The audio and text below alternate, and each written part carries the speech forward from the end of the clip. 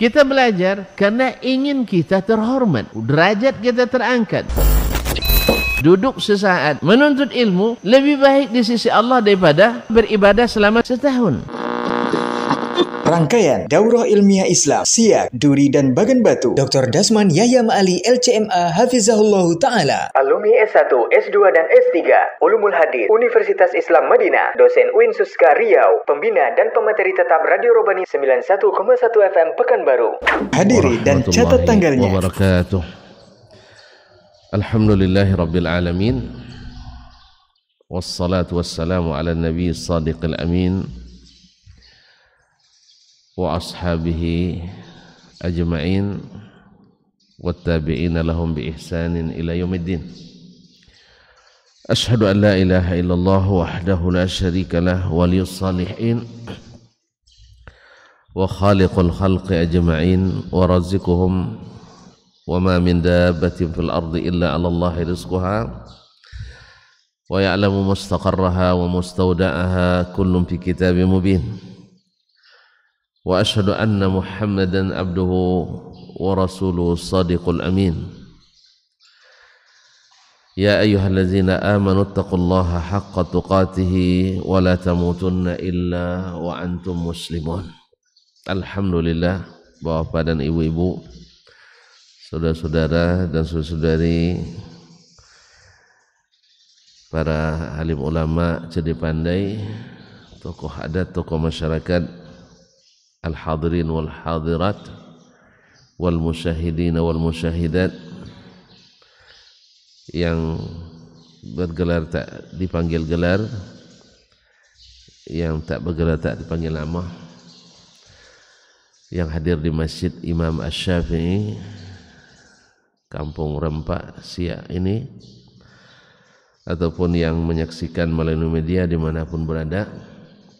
Kembali nikmat Allah meliputi kita di subuh ini. Dengan izinnya kita dapat hadir bersama. Mudah-mudahan juga mendapatkan pahala yang lebih kurang sama. Harus pakai ini supaya tambah pahalanya. Alhamdulillah. Kembali dengan izinnya kita menikmati indahnya berada di tempat yang suci ini. Mudah-mudahan semakin membersihkan hati, menggambleng diri untuk senantiasa fokus menuju ridha ilahi yang berbuah jannatul khuld, surga yang abadi insyaallah taala. Berjalan kita di tengah gelap menuju rumah Allah ini akan menerangi jalan kita menuju surga nanti, khususnya ketika menyeberang di atas neraka jahanam, di atas jembatan yang sangat tajam, lebih tajam dari pedang, lebih halus dari rambut, dan di kiri kanan ada besi-besi pengait yang siap mengait kita. Gelapnya luar biasa, dan hanya diberikan cahaya kepada mereka yang Allah berikan bagian cahaya. Nuruhum yas'a baina aydihim wa bi aymanihim. Hari itu cahaya akan menerangi jalan kita, dan salah satunya adalah rajin-rajin ke rumah Allah, khususnya di waktu subuh dan isya. Allah janjikan pahala yang luar biasa yang sering kita dengar. Salat isya berjamaah di masjid dituliskan baginya salat setengah malam, dan bila dilengkapi dengan salat subuh berjamaah seolah-olah salat semalam suntuk. Dan lepas subuh ini pula kita duduk pula, ya, duduk sambil ngantuk-ngantuk lah sedikit, ya. Mudah-mudahan saya tidak ikut ngantuk juga. Kalau tidak sama-sama ngantuk kita, duduk sambil berzikir pula, bertasbih, bertahmid, membaca ayat-ayat Allah, menghidupkan hadis-hadis Rasulullah sallallahu alaihi wasallam. Insyaallah tidak juga lama dah.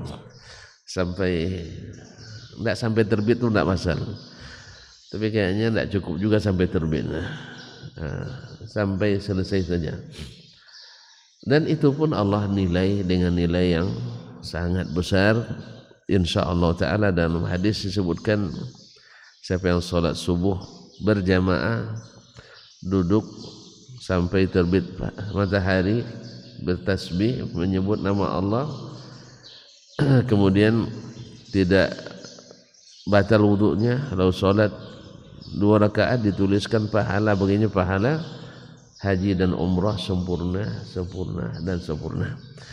Hadis ini walaupun dari sisi makna atau pahala yang dijanjikan haji dan umrah ini secara sanad lemah, tetapi syawahidnya dan maknanya sahih, bahwa duduk salat subuh berjamaah sampai terbit fajar itu sabit dalam hadis Nabi sallallahu alaihi wasallam dalam Sahih Muslim. Dalam Sahih Muslim sabit Nabi duduk selepas subuh dan juga sahabat selepas subuh sampai terbit matahari. Cuman pahala yang umrah dan haji itu nampaknya diperselisihkan oleh ulama kesahihannya. Yang tidak diperselisihkan pergi ke Mekah haji dan umrah insyaallah sabit pahalanya. Nah itu aja. Makanya berniatlah dari sekarang ya untuk pergi haji dan umrah ini tidak ada perselisihannya. Tapi berharap kita mudah-mudahan dapat juga ya Pak ya. Mudah-mudahan. Amin ya rabbal alamin. Kaum muslimin dan muslimat dirahmati Allah Subhanahu wa taala. Salawat dan salam kepada baginda Nabi alaihi salatu wassalam. Beliau menunjukkan jalan ini kepada kita. Kalau dengar nama Nabi lapang hati kita ya. Ya tak? Karena segala permasalahan umat ini kalau kembali kepada Nabi selesai. Bisa selesai dengan dua-duanya enggak apa-apa. Atau biasa selesainya yang melaksanakan salah itu besok enggak diulang lagi juga enggak apa-apa. Yang sekarang ini yang benar, laksanakan ini, akhirnya habis segala perkara. Tapi gimana lagi, Nabi tidak boleh hidup 2 kali. Orang itu hidupnya hanya sekali, termasuk Nabi SAW. Makanya kalau ada yang bisa memanggil Nabi lagi, saya usulkan ketika Nabi datang nanti, ya Rasulullah kami khilaf dalam masalah ini, gimana penyelesaiannya? Setuju tak? Ada yang pandai? Kan ada yang bilang Nabi bisa hadir lagi katanya dengan salawat tertentu, micing-micing gini dikit Nabi datang. Cuman sayang dia tidak menanyakan yang kami amalkan ini benar apa tidak ini. Coba tanyakan langsung. Ya saya kan banyak yang bilang itu boleh aja Nabi datang katanya. Itu hanya khayalan, halusinasi, dongeng yang didengungkan. Tapi subhanallah memang peminat dongeng banyak.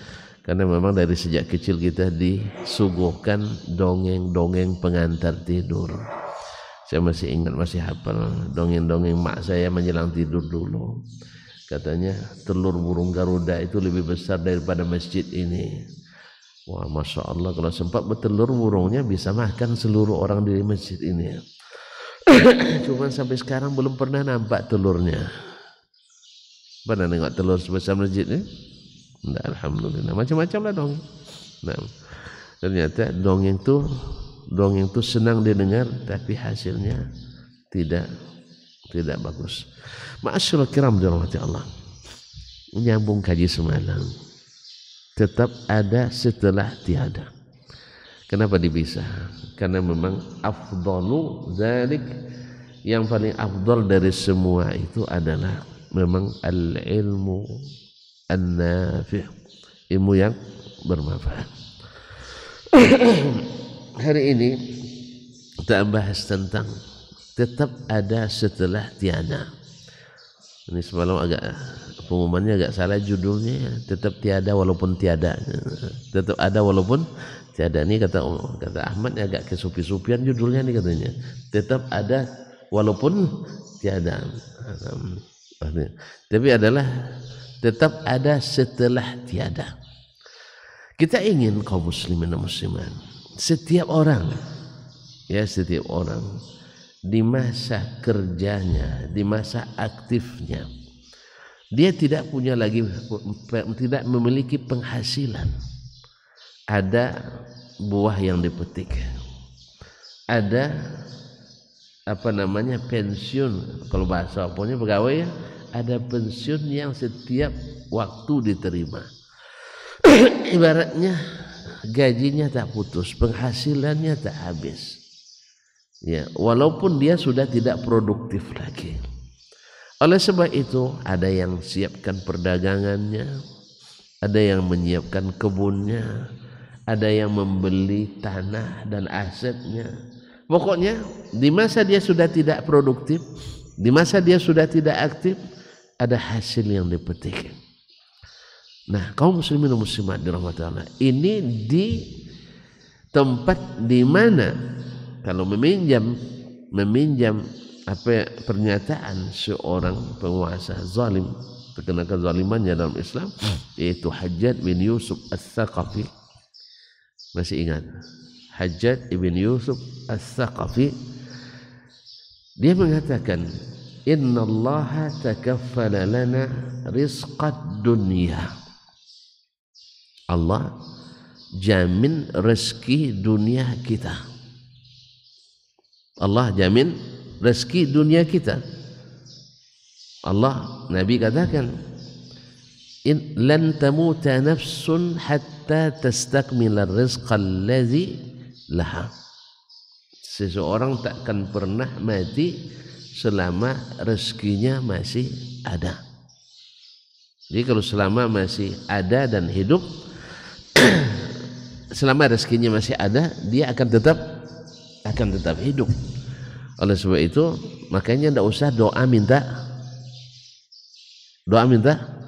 mati, tapi doa minta rezeki. Jangan doa minta mati, tapi doa minta rezeki. Oleh itu kaum muslimin dan muslimat dirahmati Allah SWT, sebab kalau minta mati dilarang. Karena apa? Kita nggak tahu rezeki kita tinggal berapa. Tapi kalau minta rezeki disuruh, maka minta yang disuruh, jangan minta yang dilarang. Ma'asyiral kiram dirahmati Allah.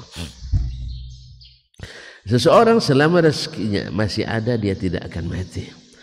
Nah, wa sallama ilaina wa wakala ilaina rizqal akhirah.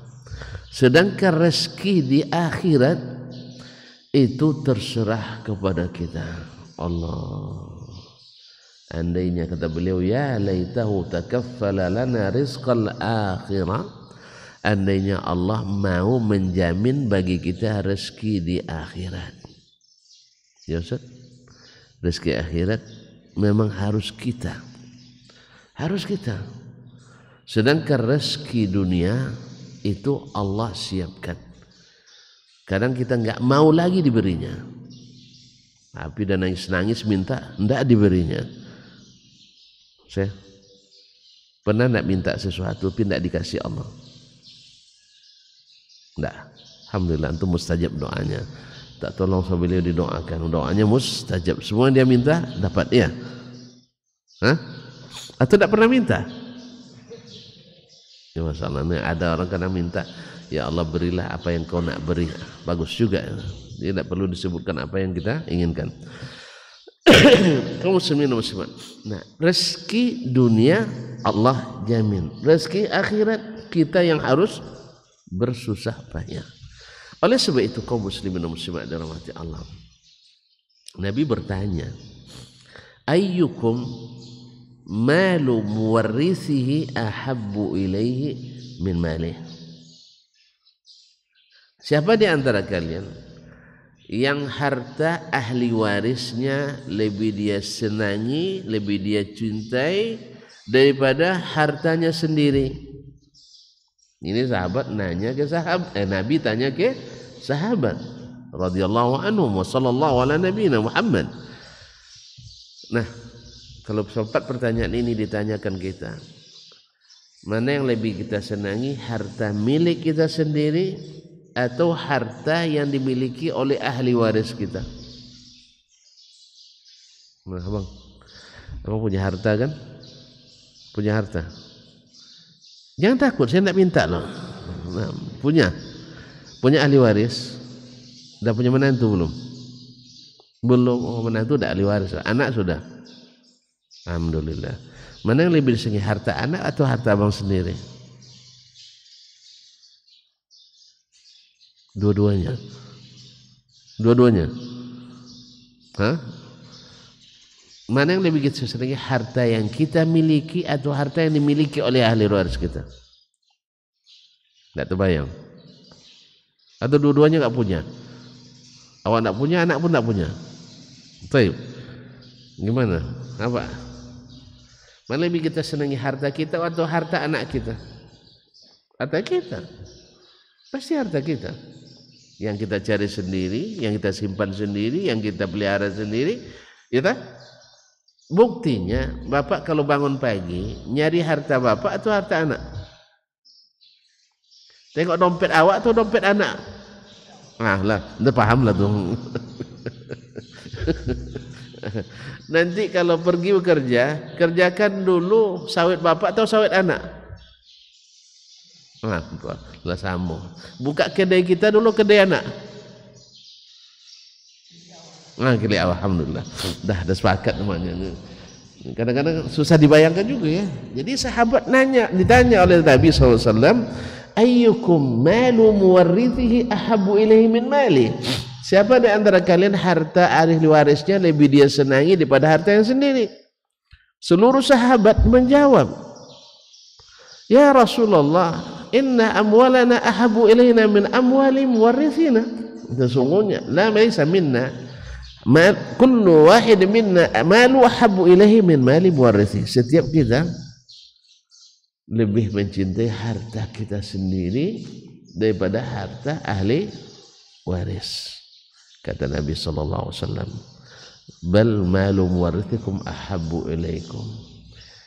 Justru harta ahli waris itu lebih kalian cintai daripada harta kalian.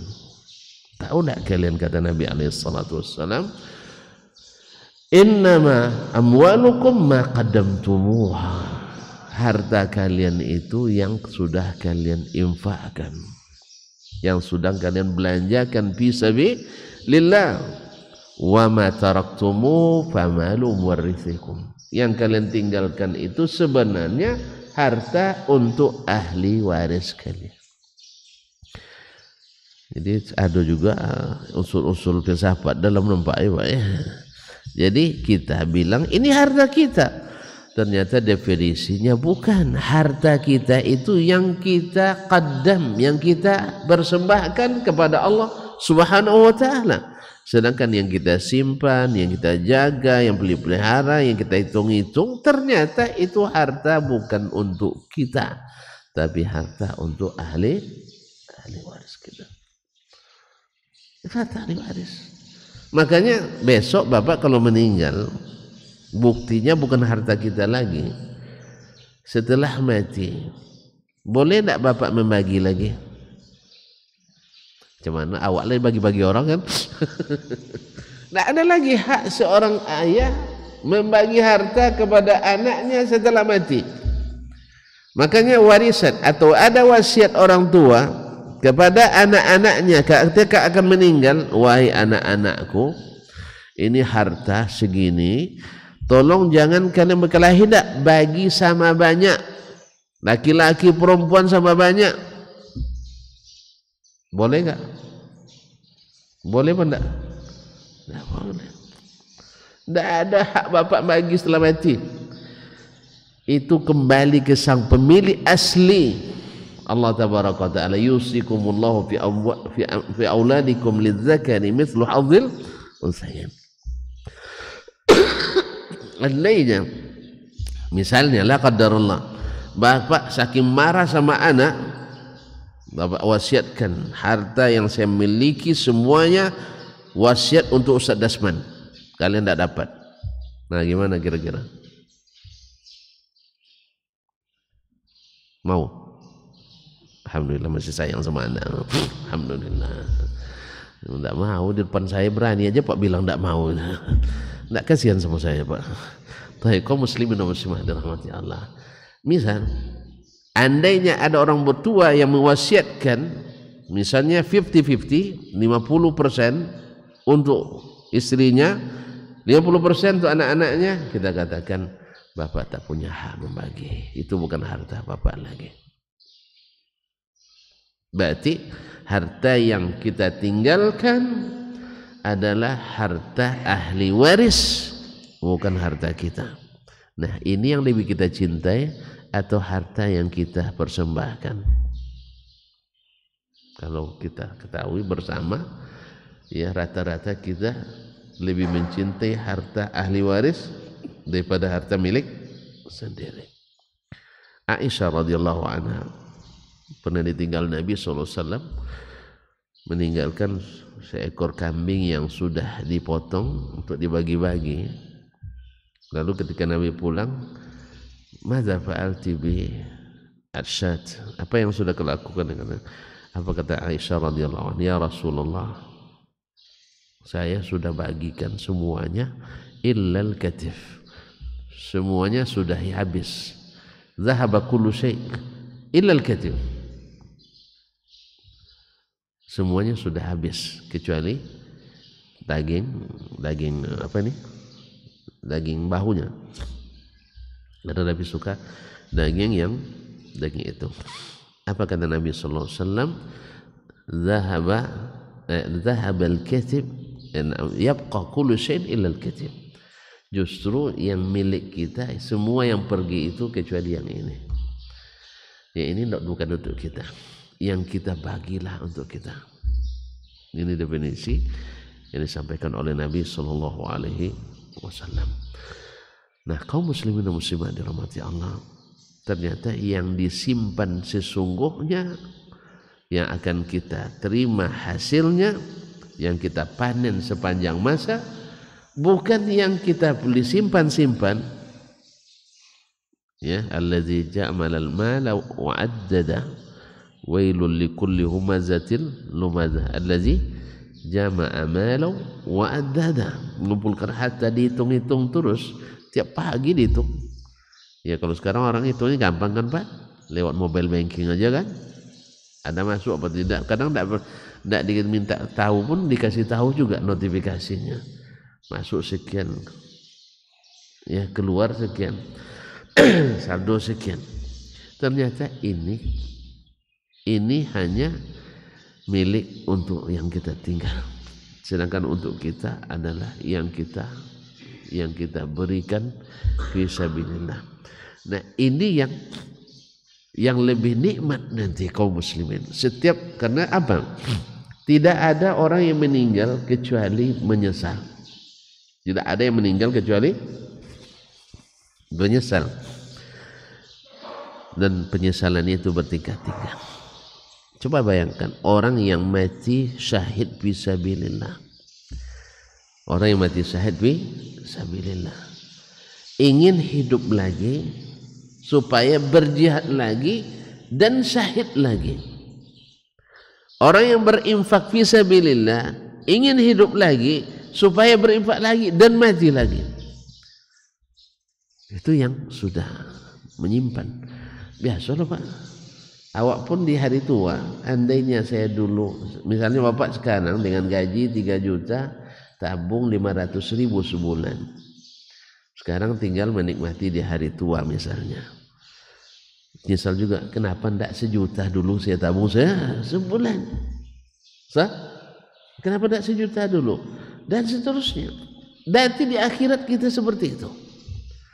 Makanya kaum muslimin dan muslimat dirahmati Allah, pasti lebihkan menyesal lagi orang yang sama sekali tidak memiliki apa-apa yang akan dia petik hasilnya di saat dia sangat membutuhkan.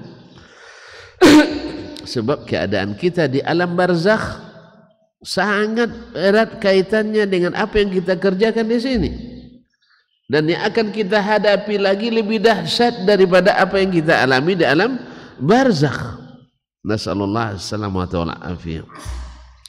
Oleh itu kaum muslimin dan muslimat dirahmati Allah SWT, kalau kita mati, Nabi alaihi salatu wassalam menghasung kita, mendorong kita, motivasi kita, walaupun sekecil apapun kita harus punya tabungan untuk dinikmati setelah hari kita tiada.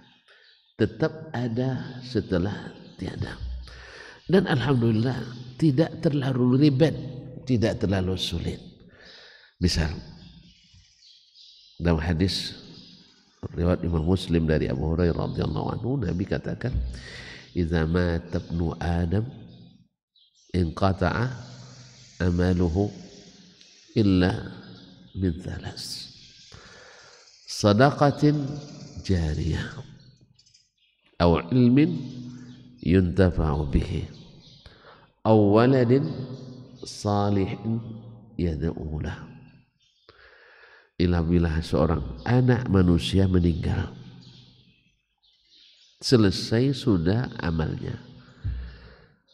Makanya kita dilarang menyebut-nyebut keburukan orang yang sudah meninggal, karena mereka sudah selesai. Yang kita doakan mudah-mudahan Allah menerima taubat, mengampuni, bukan lagi kita menghibah dan menyebut keburukannya, karena amalannya sudah selesai. Ma'asyarul kiram, selesai sudah, terputus amalnya. Maka oleh sebab itu tuan-tuan, ya tuan-tuan, jangan terlalu berharap kiriman pahala dari orang. Sebab orang ini kalau tahu dia sebenarnya butuh, dia tak akan mudah mentransfer pahala untuk kita. Ya, tak akan mudah. Yang kedua, transfer pahala yang ini kan rata-rata diperselisihkan juga antara bilang sampai dengan yang dibilang tidak sampai. Iya. Yang jelas belum ada yang pernah sampai ke situ, balik ke sini nggak tahu, alhamdulillah wesel Anda sampai, tidak ada. Notifikasi juga tidak ada. Kecuali yang ada dalam dalil-dalil yang disebutkan oleh Nabi SAW yang pasti-pasti ini. Yang tidak pasti itu. Ya kadang-kadang Nabi mengutamakan yang tidak pasti itu. Besok kalau Abi meninggal ya kuburkan di depan mihrab masjid katanya. Nah, ini kan juga wasiat menentang Nabi SAW. Akhirnya terjadi perselisihan antara pengurus lama dengan pengurus baru. Ya, pengurus lama yang menerima wasiat mendemo pengurus baru yang sudah mengaji. Apa katanya? Nabi melarang sholat menghadap kuburan. Nabi juga melarang menjadikan masjid sebagai tempat kuburan.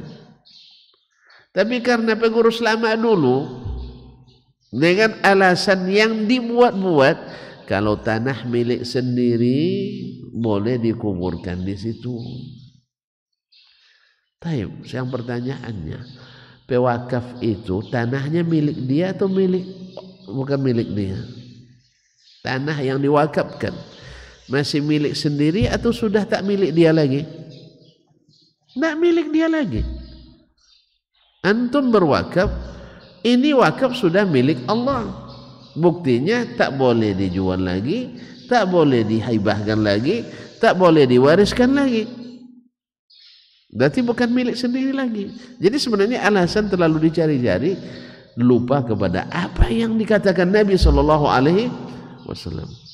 Akhirnya gara-gara itu, gara-gara orang mati, ribut dua pengurus, Persi lama dan Persi baru, sampai demo-demo di masjid. Malu kita kaum muslimin, malu kita.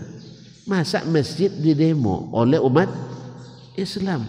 Yang lebih pedihnya lagi, di belakangnya ada pula ulama yang ikut sebagian.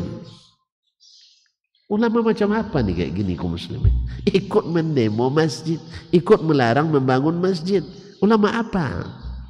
Saya tidak tahu nih kalau bukan ulama jahiliyah.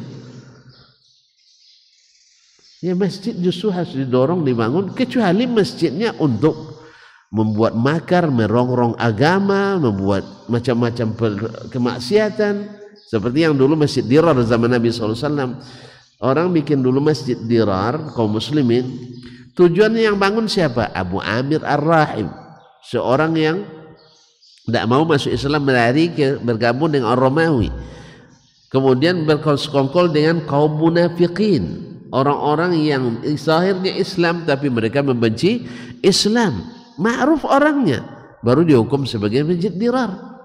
Ini sebagian Masya Allah menghukum Masjid Dirar, asal ada masjid baru, orang ngaji di situ lalu disebut Masjid Dirar. Inilah ulama Dirar itu.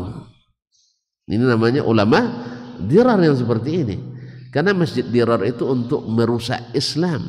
Tapi kalau untuk menghidupkan Al-Quran, menghidupkan sunnah Nabi, menghidupkan apa yang telah diwariskan oleh para ulama as-sabiqin, bukan menghadirkan kejahilian, itu bukan masjid dirar.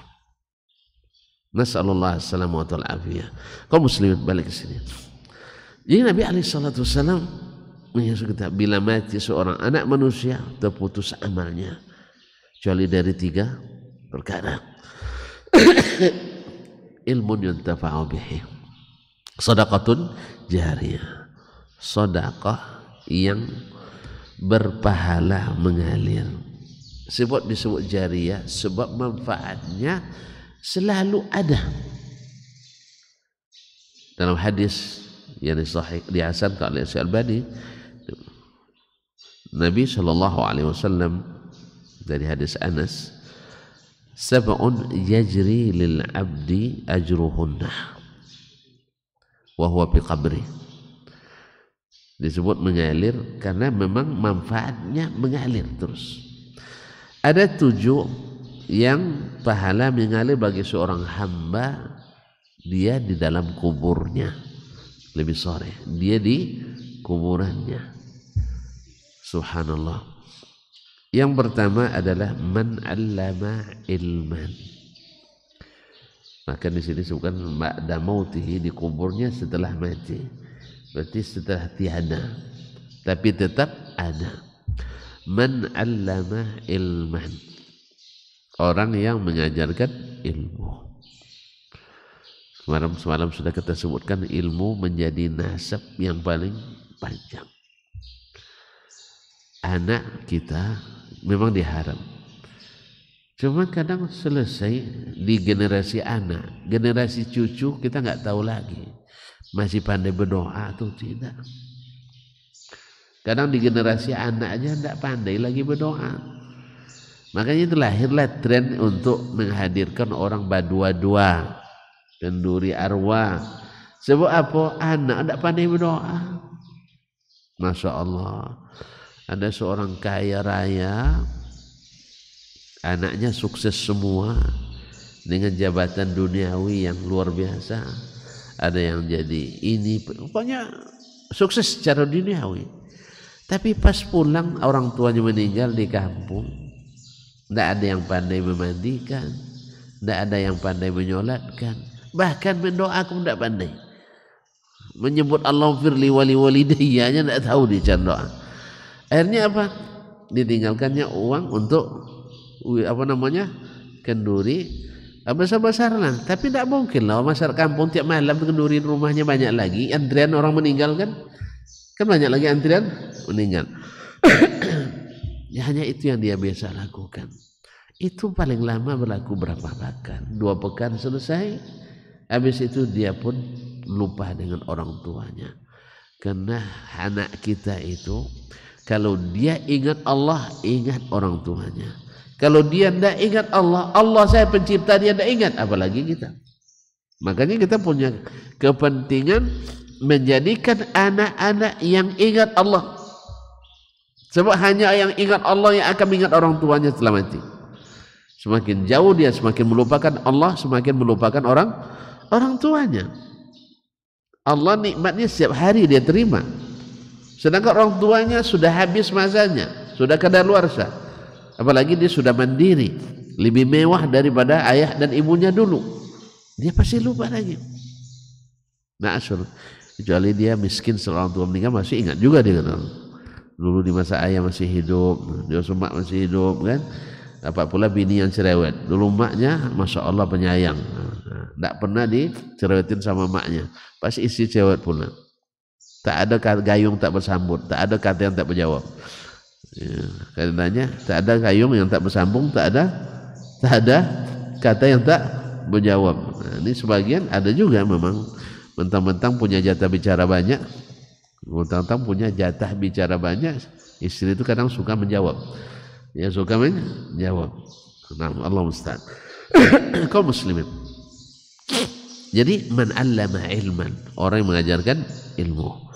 Oh, kaum muslimin dan muslimat dirahmati Allah, siapapun yang punya anak sekarang, ya, khususnya mereka yang sudah punya penghasilan yang besar, maka dia harus berpikir untuk sesuatu yang lebih besar lagi. Sekarang kita nyuruh anak sekolah kita bukan untuk cari uang lagi. Dulu memang, dulu di saat orang tua kita masuk sekolah ini tujuannya apa? Biar jadi ini. Kalau dikumpul anak-anak waktu itu di lokal, kamu cita-citanya jadi apa? Jadi, atau jadi apa dulu ya? Presiden? Hah? Jadi guru. Kenapa jadi guru? Ya, ada gajinya, ada pensiunnya, ada sertifikasinya. Ya. Makanya ramai orang masuk fakultas pendidikan dan keguruan. Sebab apa? Jadi guru tuh rezekinya terjamin. Pokoknya sekarang jadi guru bukan mudah. Setiap hari update, setiap hari upgrade data. Habis waktu memikirkan gimana memasukkan data terus.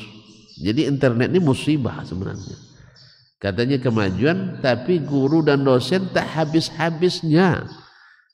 Kalau tonton tak cepatnya saya bukakan WA nih, grup-grup dosen dan guru. Sebentar inilah nama aplikasi, sebentar ini aplikasi yang kemarin belum selesai, ini sudah mulai lagi. Habis waktu. Kapan lagi guru Anda meningkatkan ilmunya? Habis dengan data-data dan sebagainya. Ada lagi ujian-ujian apa namanya? Nah, yang hasilnya tidak terlihat nyata kecuali hanya menyibukkan dengan dunia-dunia maya seperti ini. Aplikasi yang lama belum habis, datang aplikasi baru. Tambah lagi internetnya lelet. Allah Ustaz, itu bukan kemajuan. Makanya hari ini kita mengira dengan teknologi semakin maju, justru semakin mundur dengan teknologi ini. Saya mengatakan manual itu lebih hebat daripada online sekarang. Sama aja kan, harus online katanya, ngurus paspor bisa online, 3 hari juga belum selesai. Ya Pak, lebih baik yang manual dulu pakai calo, 2 jam selesai. Duitnya lebih kurang sama juga. Dulu pakai calo 300.000 selesai, sekarang 1.500.000 tak pakai calo tapi cepat sehari. Online itu bahasa cepat, kita sendiri memang jalannya lambat, bagaimana nak cepat? Ya Pak, banyak mobil, banyak motor yang larinya kencang, tapi orang biasa aja kencang, gigi 2 terus. Ya, apa dah lambat ya? Tambah lagi gilanya, abin cik-ciknya, habiskan satu-satu giginya. Itulah kalian ini boros pakai barang katanya. Orang pakai satu-satu dulu, ya Pak ya. Habiskan satu-satu, gigi 2 terus. Tadi habis gigi 2 nanti baru pakai gigi 3-nya. Ma'asyarul kiram, di ilmu siapa yang mengajarkan ilmu. Jadi sekarang kita jadikan anak-anak kita berilmu. Mana ilmu yang dimaksud? Ilmu yang karenanya Nabi diutus. Sebab kalau ilmu cari makan itu tidak perlu sekolah tinggi-tinggi Pak. Alhamdulillah ular bisa makan, tidak sekolah. Nah coba singa makan seekor kijang sekali makan. Tidak sekolah, tidak pakai sekolah, tidak pakai sekolah. Sekolah nangkap mangsa nggak ada. Ya sih,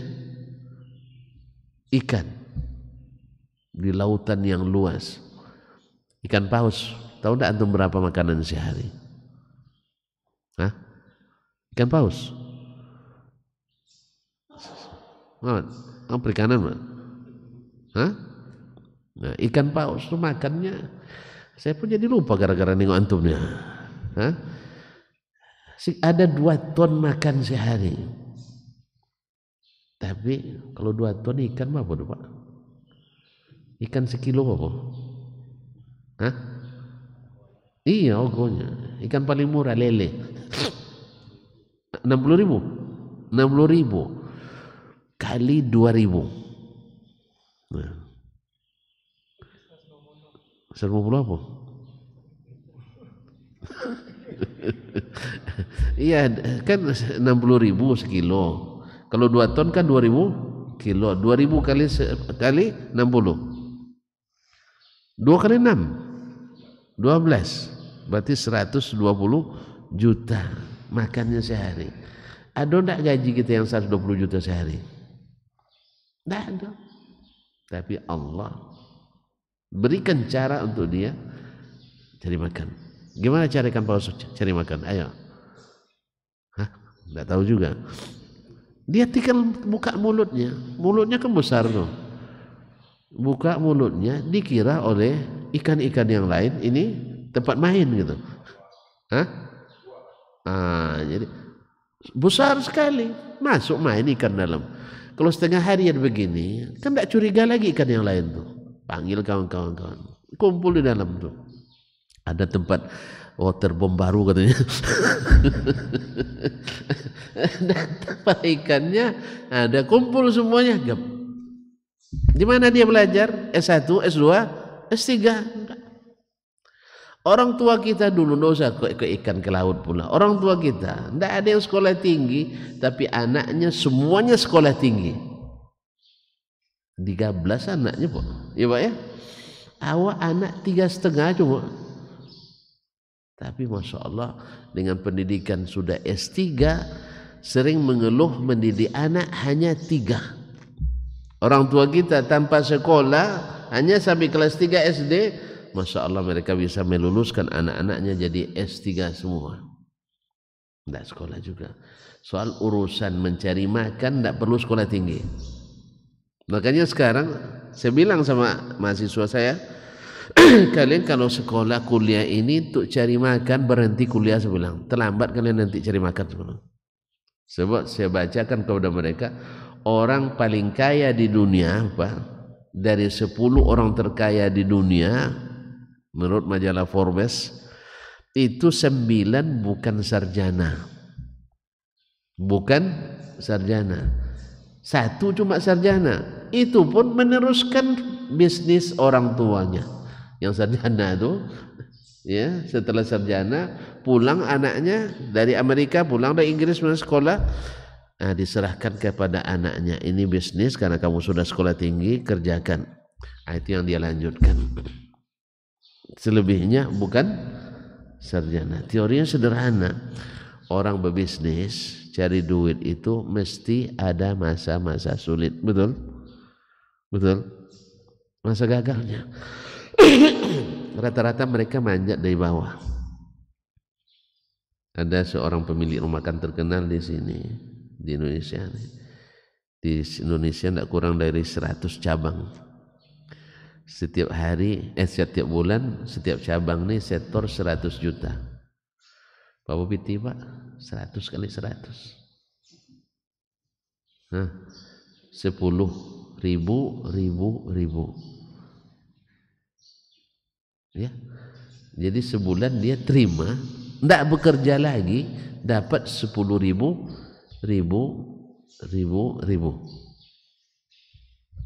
Biar tidak terlalu banyak bunyinya, sedih kita dengarnya. Tapi menjelang itu berapa dia harus menderita, hujan panas, banting tulang. Jelas ya? Tanya nanti, Bapak sarjana apa tidak? Gitu.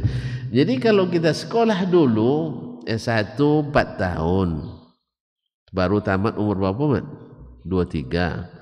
Kalau sempat MA-nya semasa kuliah langsung dapat mahasiswa abadi. Mohon maaf, alarm. Gimana Pak? Kita hentikan.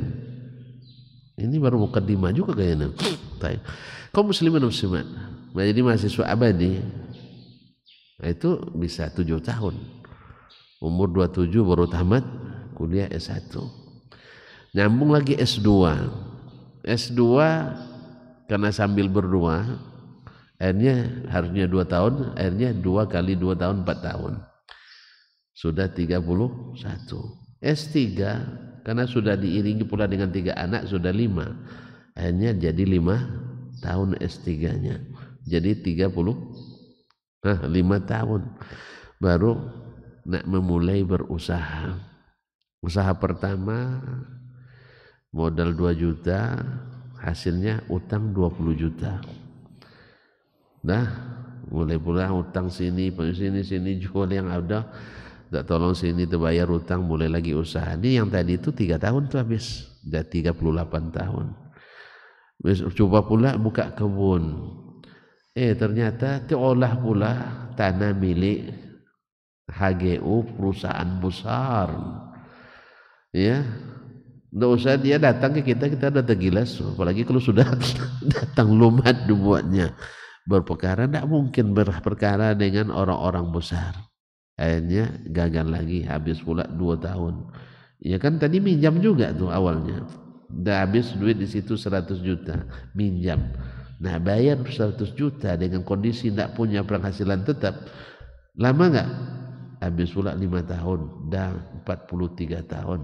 Belum juga berhasil. Buat pula coba bisnis kedai kecil-kecilan di rumah. Tempat lenggang pula, tak ada orang beli.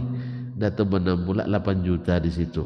Plus sewa per bulannya 500.000, berarti 3 tahun 36 kali 500.000. Tentu enggak pula.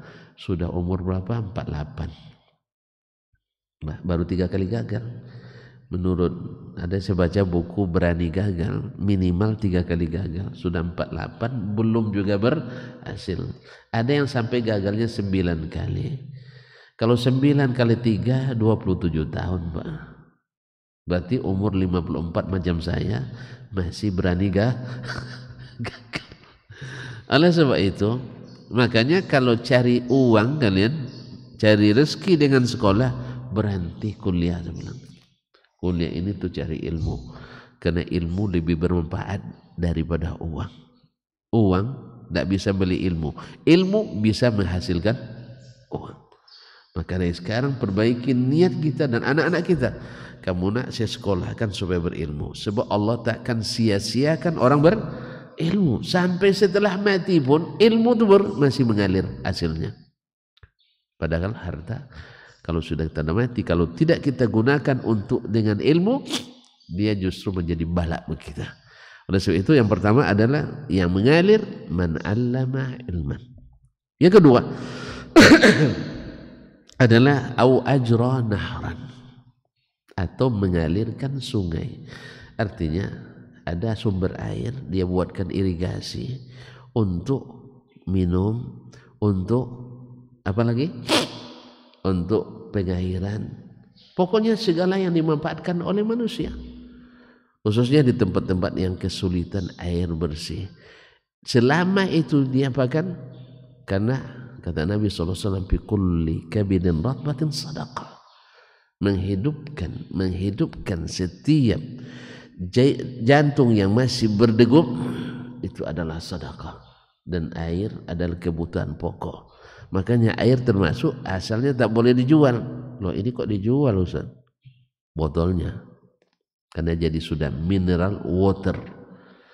Makanya kalau sudah pakai bahasa Inggris mahal. Jelas? Makanya jangan pakai bahasa Inggris. Ayu. Nah, kalau ayu gratis.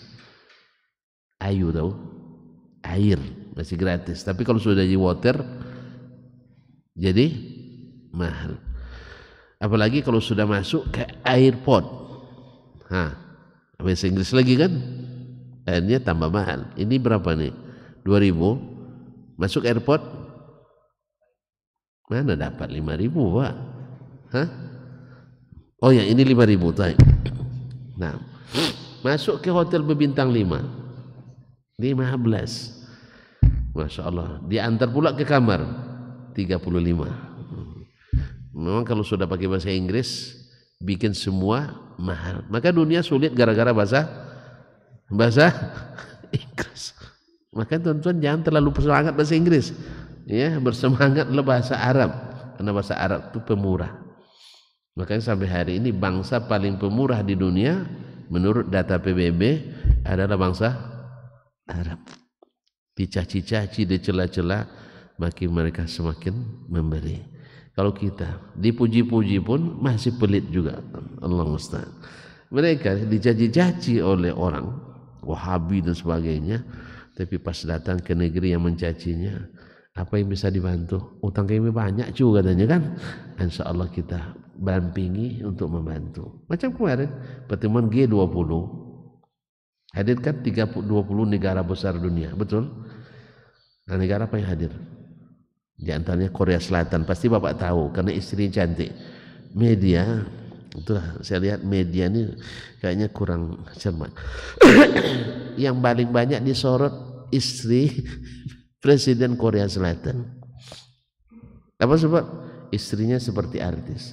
Di dunia ini memang panggung sandi. Betul lah, dunia ini panggung sandi. Warang. Yang disorot banyak tuh yang cantik-cantik, yang artis-artis. Oleh sebab itu tidak terlalu.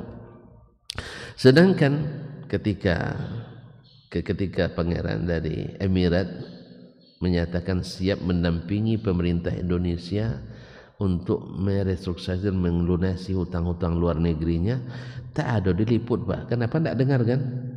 Tidak kan?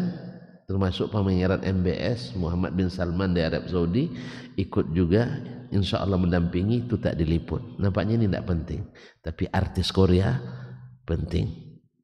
Saya dengar kalian kabarnya orang Korea banyak pengaruhnya di sini. Iya. Apa namanya, Mak? Hah? Tidak ada. Alhamdulillah. Nah. Kaum muslimin, ketika MBS menyatakan sanggup membangun kembali Islamic Center yang terbakar di Jakarta, tidak sampai juga berita ke sini. Tapi berita Korea sampai. Subhanallah. Jadi kayaknya media itu lebih senang yang seperti itu. Jadi kita tidak bisa berharap banyak dengan media. Ya. Orang nak membantu bayar hutang kita, tidak masuk berita penting. Orang bantu membangun Islamic Center kita terbakar, tidak masuk berita penting. Tapi istri Presiden Korea Selatan yang cantik masuk the trending topic. Dan begitulah jiwa kita hari ini. Oleh sebab itu berharap banyak kepada media juga tidak. Kecuali mereka menyebar yang baik-baik, sedangkan yang buruk-buruk tidak terpuji. Baiklah kaum muslimin dan muslimat yang mati Allah. Nah, ajra nahran, mengalirkan sungai, au hafara bi'ran, atau menggali sumur. Makanya termasuk wakaf yang sangat dianjurkan adalah menggali sumur untuk sumber air bersih dan air minum. Ini selama airnya mengalir, pahalanya akan tetap mengalir. Kaum muslimin dan muslimat dalam hati Allah, tuan-tuan masih ingat kisah Utsman bin Affan yang beli bi'ru rumah waktu itu. Aw gharasa nakhlan, atau menanam kurma. Kurma adalah pohon yang sangat pemurah. Ya, minumnya tidak banyak, pupuknya tidak banyak, tapi hasilnya banyak. Menurut ahli perkebunan, sebatang kurma itu setara penghasilannya dengan 2 hektar sawit. Cuma, iya Pak, sawit berapa hasilnya setahun? Nah, tidak punya kebun, sama. Dan lama nak coba gagal juga. Saya sudah bilang tadi, awak boleh berusaha dan setelah doktor. Doktor saya dapat umur 37 tahun. Alhamdulillah sudah 5 kali gagal dengan sekarang. Come jadi orang kaya. Tuh come hampir jadi orang, di atas kertas jadi orang kaya. Tapi di kenyataannya jadi apa sebab? Terlambat berusaha. Terlambat. Andainya dulu setelah taman SD mulai moca batu dulu Pak. Setelah moca batu, habis itu ngangkat batu. Setelah itu jadi sopir truk batu. Habis itu sopir, kenek dulu ya. Habis itu sopir. Habis itu memiliki mobil batu. Habis itu jadi bos batu. Iya memang gitu banyak. Saya lewat di rumah orang kaya di Tangerang sana. Teman saya tunjukkan.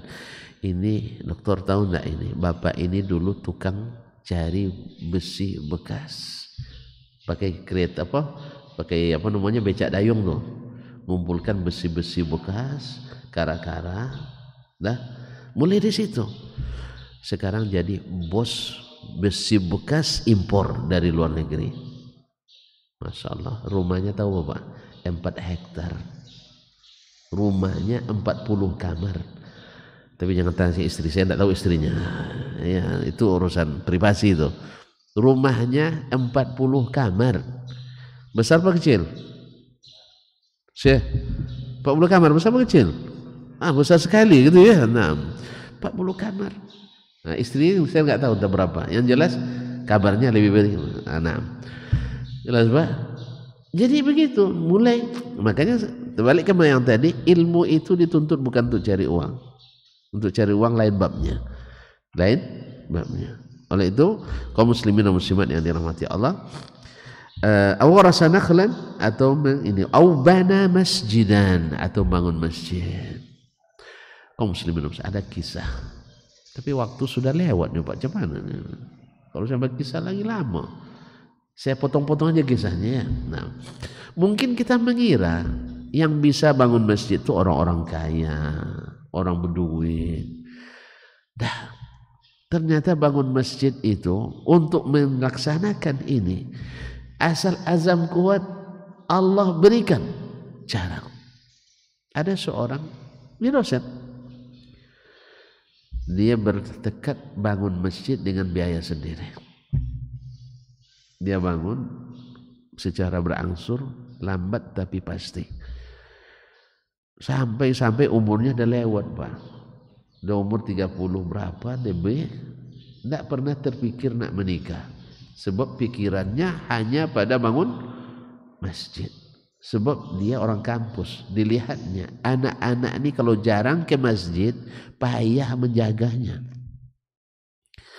Jelas? Macam mana ayam. Tuh nak ayam masuk ke ember, masuk 2 keluar 5. Anak kampus itu kalau tidak dididik dengan masjid payah. Ya, makanya masjid adalah sentra yang sangat vital di dalam kampus. Cuman sayang pula banyak kampus yang tidak punya masjid. Karena memang macam-macam aturan yang dibuat, kadang-kadang aturan yang kadang tidak masuk akal. Ya, pernah saya tanya juga ke kementerian, kenapa masjid tidak ada di kampus-kampus yang sifatnya keagamaan seperti itu. Alasannya, kalau dibangun masjid nanti umat yang lain minta bangunkan pula rumah ibadahnya. Saya bilang pertama, masjid itu beda dengan rumah ibadah yang lain. Masjid dipakai setiap hari beberapa kali. Sedangkan rumah ibadah yang lain sekali sepekan. Bahkan ada yang sekali setahun. Jelas? Kita buka sekali setahun gitu. Jangan buat permanen. Yang kedua, kalau harus juga diadakan menurut rasio. Tahu rasio berapa orangnya? Kalau kampus muslim, kampusnya 30.000 orang. 1 orang kita jatahkan setengah meter. Berarti 15.000 meter. Kalau mahasiswanya umat Kristen misalnya 5 orang, 5 kali setengah meter. Ayo 5 kali setengah meter, 2,5 meter buatkan. Nah, orang nak buat pura misalnya berapa orang? 1 orang, setengah meter buatkan. Yang kemudian tak ada tuntutan. Yang kedua, ya saudara kita dari kalangan agama Nasrani misalnya, mereka tidak perlu lagi masjid di kampus. Gereja di kampus. Apa sebab? Hari gereja kita libur. Andainya Yahudi ada di Indonesia, hari Yahudi kita juga libur. Sabtu hari besar agama Yahudi, Ahad hari besar agama Nasrani. Sedangkan Jumat hari besar kita. Ada libur kita? Tidak. Justru kita yang memerlukan, mereka tidak memerlukan. Tapi walaupun demikian, ini kan bahasa logika Pak. Alasan filosofis, alasan logis itu juga. Kemudian yang masalahnya alasan pitisnya belum. Piti atau pitis, akademisnya sudah, logis sudah, filosofis sudah, masalah pitisnya tadi. Karena banyak dengan alasan penghematan dan sebagainya. Nauzubillah. Kaum muslimin dan muslimat dirahmati Allah SWT. Jadi dia bangun masjid dan biasa sendiri. Selesai masjid, umur dah lewat. Subhanallah. Dia pun belum meriat untuk menikah. Karena dah lewat tu kadang-kadang tanggung-tanggung umur 30 sekian lah. Kalau tidak salah 37 tahun. tapi masjid dah selesai. Subhanallah. Dia berkunjung suatu hari ke pesantren tempat dia belajar dulu. Oleh Pak Yai ditanya, kamu udah nikah? Belum Pak Yai. Oh iyalah. Kenapa lama dia ceritakan ini? Kata Pak Yai-nya, besok tanggal sekian hari, enggak, ini pertemuan kedua. Dipanggil oleh Pak Yai-nya, besok tanggal sekian hari Ahad, kamu pakaiannya yang necis ya, pakai jas, pakai sepatu baru, karena dia tidak sempat menggaya Pak, karena yang pikirnya rumah Allah itu. Dia tidak mengira, dia pikir mungkin ada acara penting di pondok, dia pun datang tanpa beban. Dikiranya mungkin Kak Yai bermenantu atau acara akikahan atau acara lain-lainnya. Dia datang dengan pakaian, pakai jas, pakai dasi juga, pakai sepatu barulah, gaya lain. Sampai di majelis disambut oleh Pak Kiainya, kamu sekarang mau dinikahkan. Waduh katanya kan, dengan saya tidak punya apa-apa. Soal apa-apanya kami sudah selesaikan semuanya. Kami sudah selesaikan, ini calon mertuamu, itu calon istrimu. Sudah lengkap semua Pak, hadirin sudah lengkap. Tapi saya belum minta izin sama orang tua Pak. Ya. Nah pergi minta izin, telepon mak saya mau menikah. Tentu terkejut pula maknya di sana. Kamu tidak bilang tahu? Apa katanya? Ini saya ditodong sama Pak Yai. Orang Jawa kan yang namanya Pak Kiai itu Masya Allah sami'na wa ata'na. Lah kalau Pak Yai maknya sudah izinkan, langsung diizinkan, nikahlah tanpa harus memikirkan biayanya, semua ditanggung oleh Pak Kiainya. Subhanallah. Jadi ternyata kalau kita pikirkan agama Allah, Allah siapkan pula cara yang kita tidak duga-duga untuk memikirkan kita. Jadilah pernikahan Pak. Kisahnya masih berlanjut, kita teruskan atau cukup sampai di situ? Happy ending lagi Pak, lebih bagus lagi dari itu. Mau tahu juga? Nampaknya kalau tengok matanya nak tahu juga nih. Hah? Penasaran? Kalau jangan sampai penasaran, nanti tidak tidur antum. Jadi kaum muslimin, suatu hari Ustaz ini setelah beristri, tentu penghasilannya dia mulai jualan minyak wangi dan semisalnya untuk menopang kehidupan. Suatu hari bertemu dengan teman lama di pesantren dulu. Kan umurnya udah lanjut sekarang, ini umur 40 kan, udah lama dia tamat dulu. Ternyata temannya dulu jadi pengusaha batik di Pekalongan, jadi kaya gitu. Karena selesai pesantren dia langsung buka usaha, mulai berusaha, maka jadi orang kaya. Ini Ustadz tamat pesantren kuliah dulu, kuliah sampai S2, tentu tidak sempat jadi kaya. Gitu aja lah. Makanya kalau sudah dokter jangan berharap kaya dia Pak, masih lama, 5 kali baru. Kayaknya saya sampai 9 kali gagalnya nampaknya. Kalau sempat 9 kali tidak jadi. Ketemu sama kawannya. Kawannya ini punya anak gadis. Juga baru tamat SMA, tamat pesantren. Karena dia rasa nikah lebih awal lebih bagus, maka anak pun nak dinikahkan lebih cepat. Akhirnya cerita tahu, oh kamu di UIN ya? Ya. Pasti ada enggak anak-anak yang bujang, yang tamat-tamat kuliah, yang siap menikah, bagus agama, bagus anaknya, ramai, didikannya ramai. Kalau gitu, tolong ajak nanti ke rumah. Diajaklah untuk dilihatkan ke putrinya. Diatur, di setting.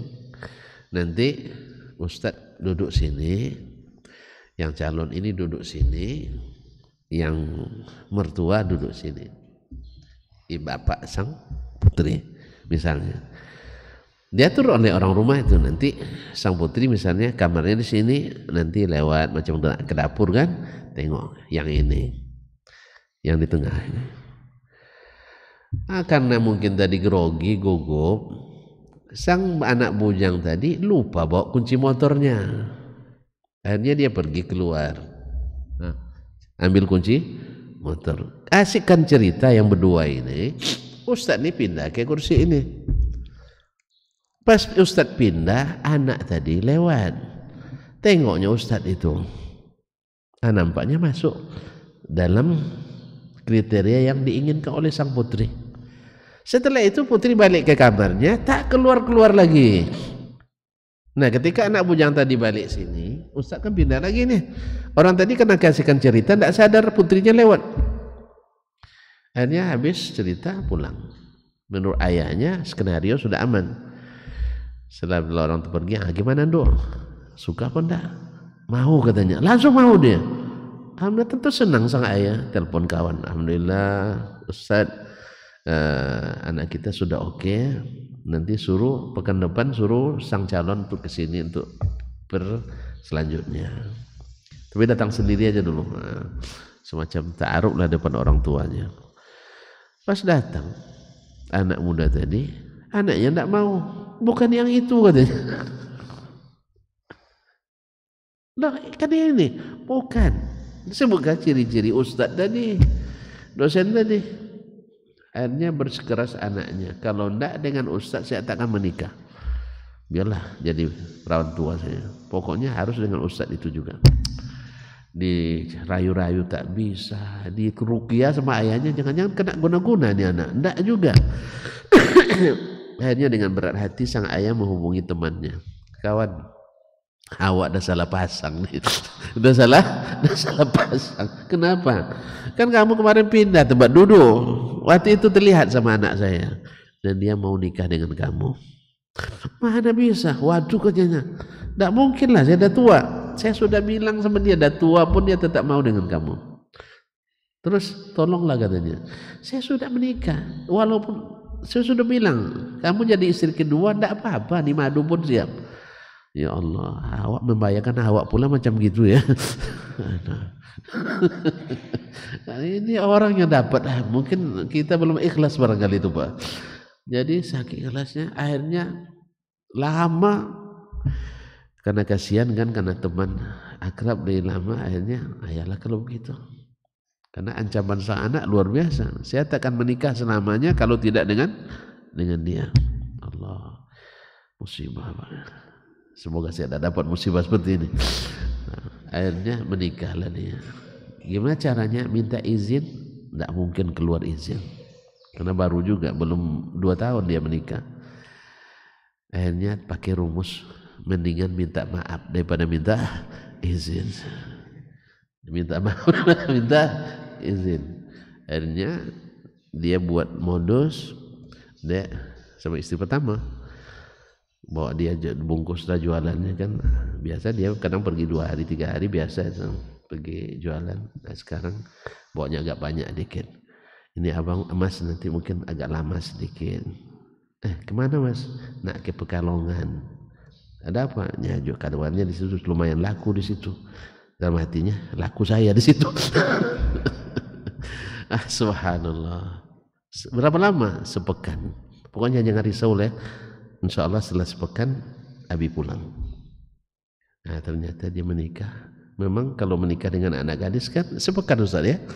Sepekan menghilangnya. Nah, subhanallah, pandai juga nih Ustaz. Lama setelah menikah, Ustaz ini memikir sulit menjelaskan ke istri pertama, dengan gembiranya menikah dapat istri kedua, karena dapat wanita salihah juga. Dan Masya Allah luar biasa juga. Intinya kaum muslimin, ternyata dia memikirkan rumah Allah itu sudah Allah perlihatkan kebaikannya di dunia, tapi antum jangan harap balasan yang sama. Dia tidak pernah membayangkan itu betul. Kalau antum bayangkan tidak dapat. Saya sering mencoba Ustaz, sering mencoba. Kalau saya bayangkan tidak dapat. Ya, ini cerita lagi saya jadinya. Ya, cerita lagi. Tidak apa-apa lah, saya tutup dengan ini. Ini hadis. Jadi dia bangun masjid. Akhirnya setelah selesai masjid, dia tidak sempat mikir ke menikah. Ternyata Allah tunjukkan jalan bahwasanya kalau kau tak berpikir karena menikah gara-gara masjid, saya yang siapkan untukmu bukan satu istri, justru 2 dalam waktu yang berdekatan dengan cara yang tak pernah terpikirkan. Kan hampir gratis dua-duanya. Istri pertama kiai dengan keluarga yang ini kan. Istri kedua ini terpaksa. Ketika paksa itu. Nah, akhirnya teman akrab pula, kaya raya. Pokoknya aman kawan. Yang penting kamu mau saja. Nah, subhanallah. Antum boleh juga berdoa, mudah-mudahan saya dapat juga. Itu tapi lain. Jadi dia tak pernah membayangkan itu. Allah yang mudahkan. Nah, ini di dunia, apalagi di akhirat. Allah bangunkan istana di surga.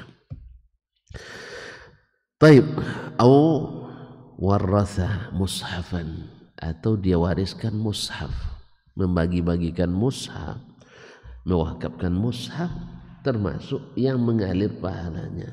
Sehuruf dibaca,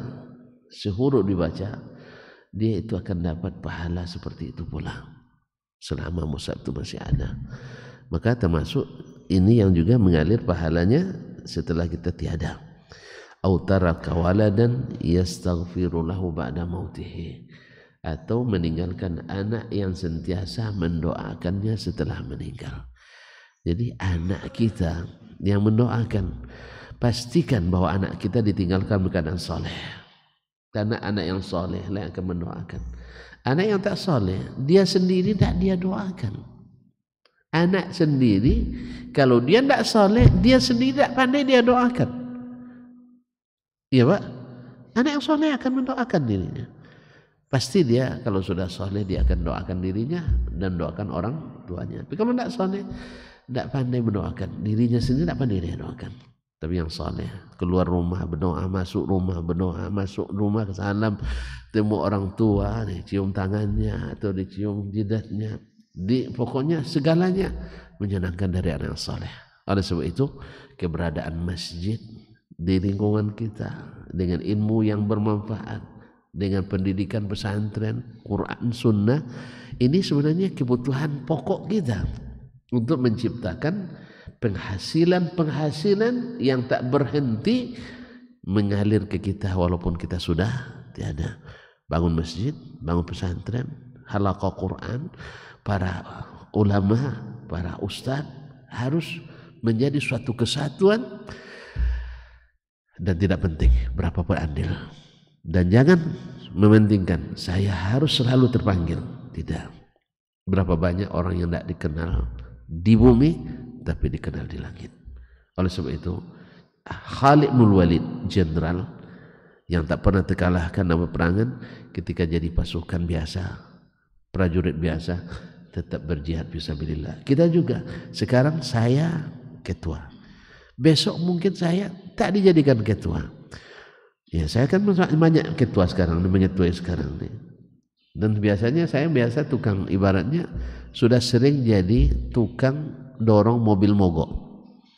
Ada yayasan mati hidup, setelah hidup assalamualaikum, terima kasih Ustaz. Yang mobil dia. Jelas? Itu biasa dalam dakwah. Makanya kita bukan mengharap penghargaan dari orang, tapi harap penghargaan dari Allah Tabaraka wa Ta'ala. Jelas Pak? Ya, kalau udah jelas selesai kita. Kalau tidak jelas saya sambung lagi. Dan untuk cerita selanjutnya, coming soon. Apa bahasanya? Coming soon. Kita mohon maaf ya terlalu panjang. Sebenarnya karena rindu yang sudah memuncak di hati. Banyak yang mau disampaikan, tapi karena waktu yang membatasi. Semoga tuan-tuan tidak losi. Aman, saya ingat bahasa losi Pak. Losi masih ingat bahasanya. Sudah lupa ya. Nah, mudah-mudahan kita bisa kembali bertemu pada waktu yang akan datang. Terima kasih dan mohon maaf. Subhanakallahumma bihamdik, asyhadu an la ilaha illa anta astaghfiruka wa atubu ilaik. Wassalamualaikum warahmatullahi wabarakatuh. Kita belajar karena ingin kita terhormat, derajat kita terangkat. Duduk sesaat menuntut ilmu lebih baik di sisi Allah daripada beribadah selama setahun. Rangkaian Daurah Ilmiah Islam Siak, Duri, dan Bagan Batu Dr. Dasman Yahya Ma'ali LCMA Hafizahullahu Ta'ala, alumni S1, S2, dan S3 Ulumul Hadis Universitas Islam Madinah, dosen UIN Suska Riau, pembina dan pemateri tetap Radio Robani 91,1 FM Pekanbaru. Hadiri dan catat tanggalnya. Kamis sampai dengan Ahad, 7 sampai dengan 9 Jumadil Akhir 1444 Hijriah, 29 Desember 2022 sampai dengan 1 Januari 2023. Dan mereka pun dikelilingi oleh para malaikat, karena malaikat suka majelis-majelis zikir dan ilmu. Allah pasti akan mengangkat derajat orang-orang yang beriman dan orang-orang yang diberikan ilmu beberapa derajat tinggi.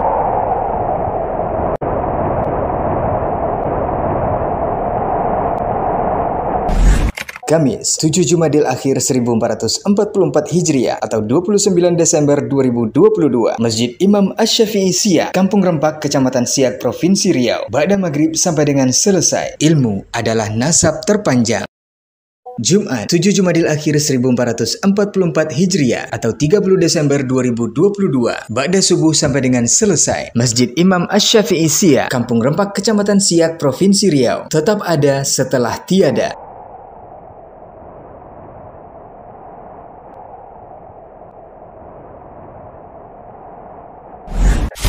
Khutbah Jumat, Masjid Taqwa Muhammadiyah, Kampung Rempak, Kecamatan Siak, Provinsi Riau.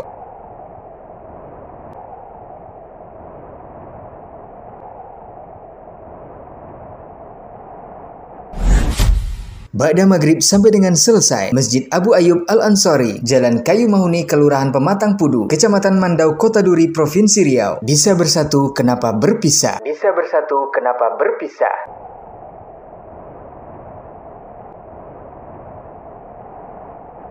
Sabtu, 8 Jumadil Akhir 1444 Hijriah atau 31 Desember 2022, Ba'da subuh sampai dengan selesai. Masjid Jami' Duri, Jalan Sudirman nomor 245, Kelurahan Balik Alam, Kecamatan Mandau, Kota Duri, Provinsi Riau. Istidraj.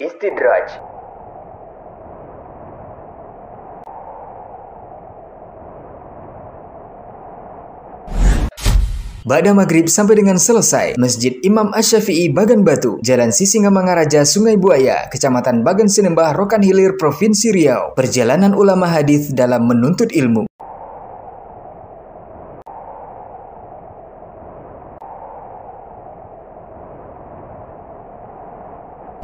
Ahad, 9 Jumadil Akhir 1444 Hijriah atau 1 Januari 2023, jam 9 waktu Indonesia Barat sampai dengan selesai. Masjid Raya An-Nur Bagan Batu, Jalan Lintas Sumatera Bagan Batu, Kecamatan Bagan Sinembah, Rokan Hilir, Provinsi Riau. Apakah engkau tahu akibatnya? Insya Allah live di semua akses media sosial.